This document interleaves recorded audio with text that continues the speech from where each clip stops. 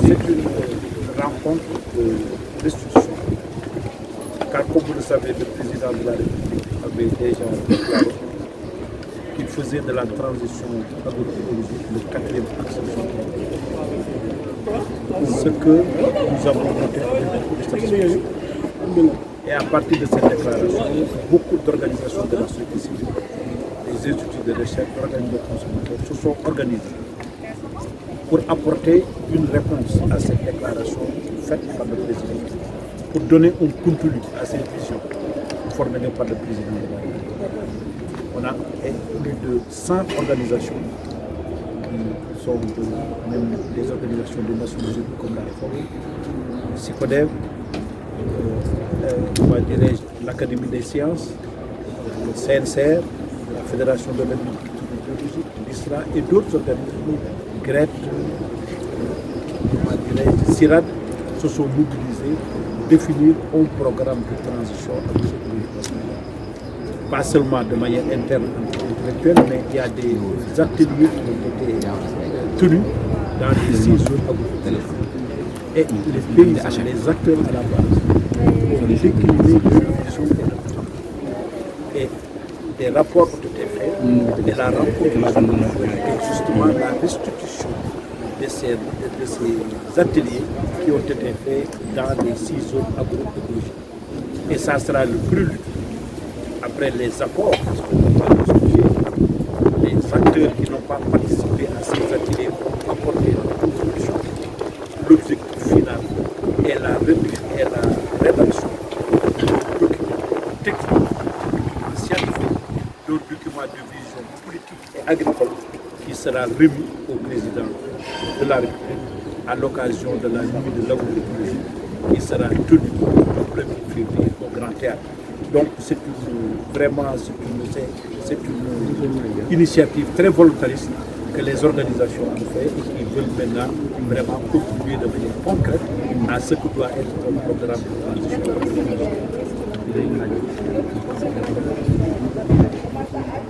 Alors je dirais quelque chose d'important, c'est que d'abord la FAO, qui est l'organisme des Nations Unies qui s'occupe de l'alimentation, a désigné le Sénégal comme pays champion de l'agroécologie. C'est un indicateur de. Et je disais encore que, vous l'avez constaté, il y a ce qu'on peut appeler une exception sénégalaise.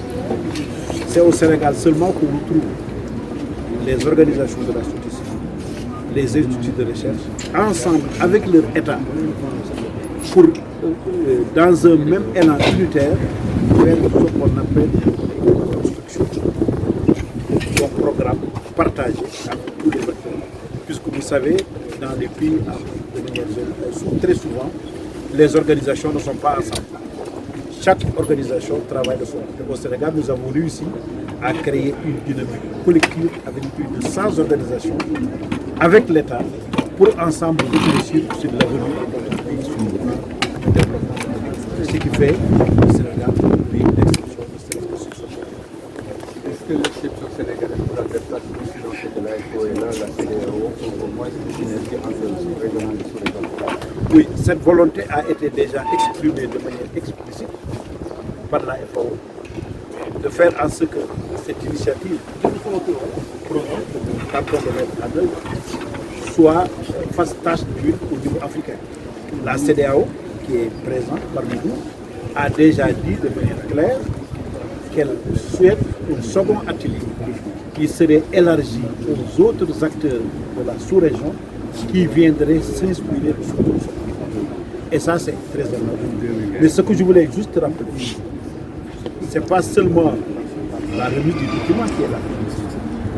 Après la remise du document, nous voulons travailler à la conception, à la mise en œuvre d'un cadre d'échange permanent et de concertation entre l'État et les organisations publiques pour qu'on puisse, de manière vraiment séquentielle, se retrouver, définir, planifier, donner un contenu et une feuille à cette transition.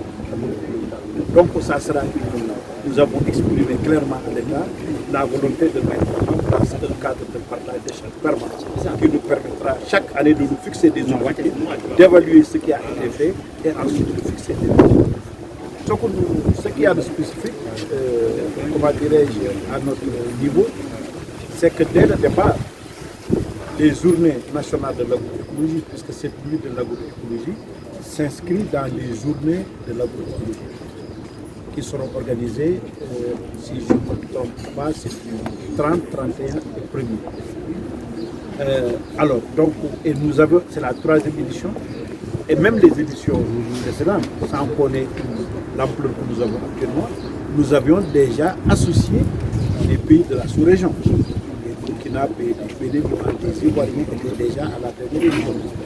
Et je pense que cette année également, nous allons travailler, nous allons confirmer, pour éviter ces acteurs de la sous-région, mais au-delà des militants reconnus dans le domaine de la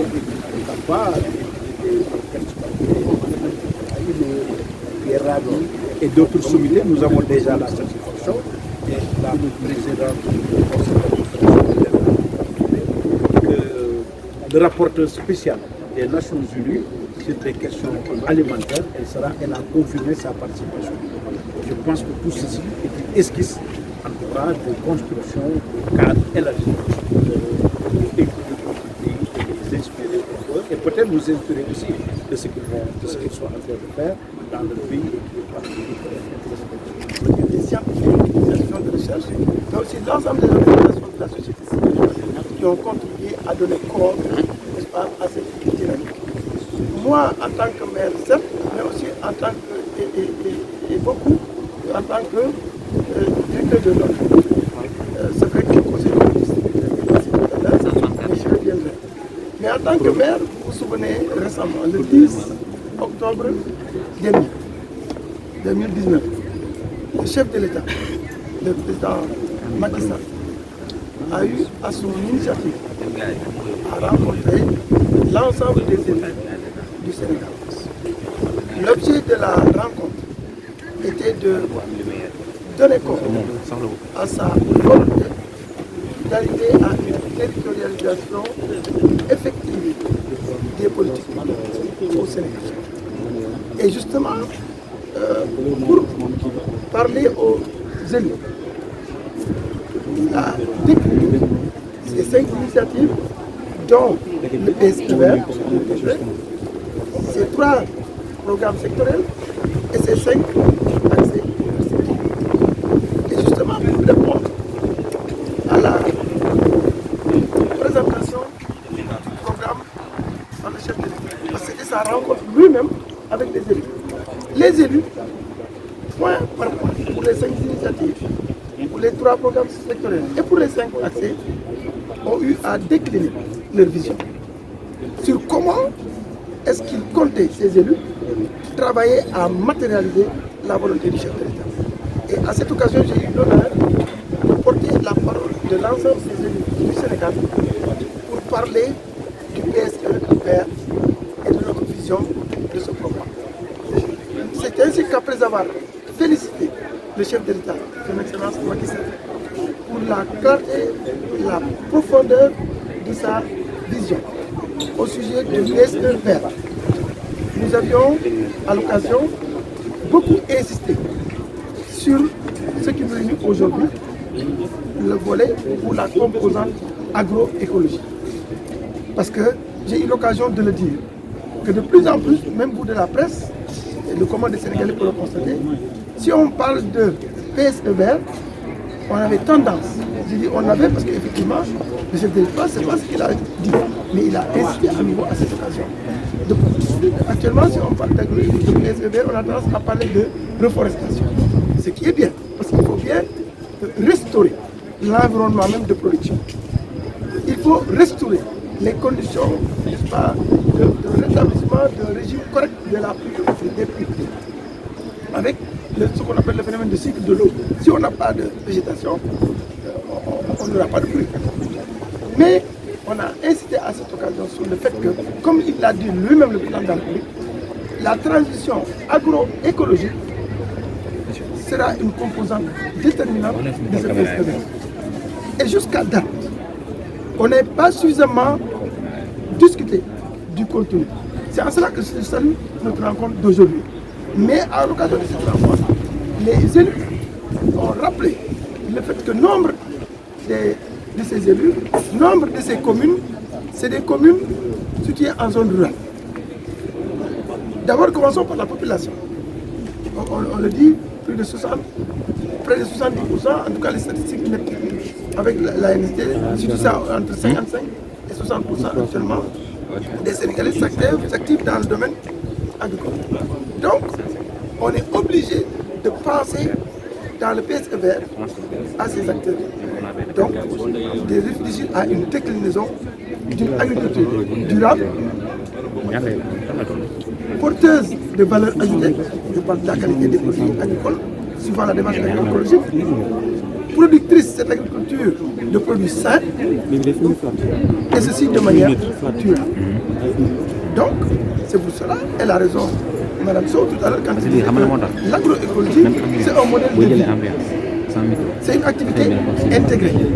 Oui, et comme ce programme va être déroulé dans les communes, nous avons utilisé cette occasion pour échanger avec le chef de la société qui a confirmé que sa vision c'était effectivement cela.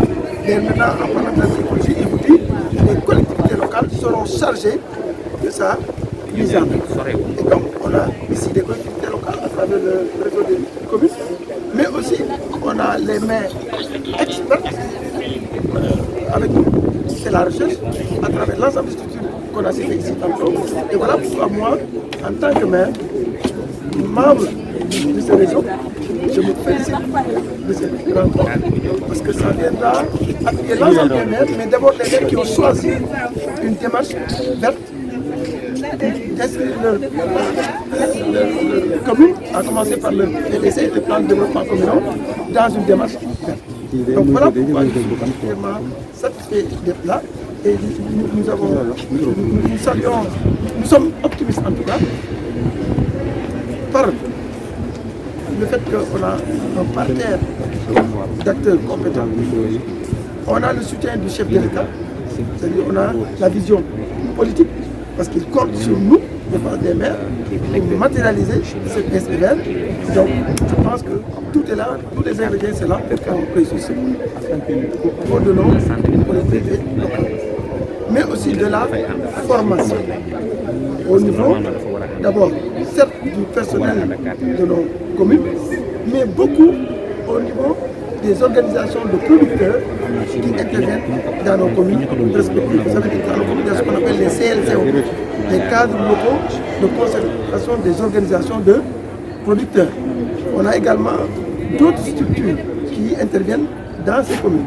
Nous travaillerons avec l'aide bien sûr des structures que je viens de citer, mais aussi de l'État, du ministère de l'Agriculture et à renforcer leur capacité pour leur permettre de porter ce programme, notamment à travers les différentes activités. Parce que, comme vous le savez, il y a différentes activités qui permettent de décliner cette approche agroécologique. Ce n'est pas seulement le fait de ne pas utiliser des intrants chimiques.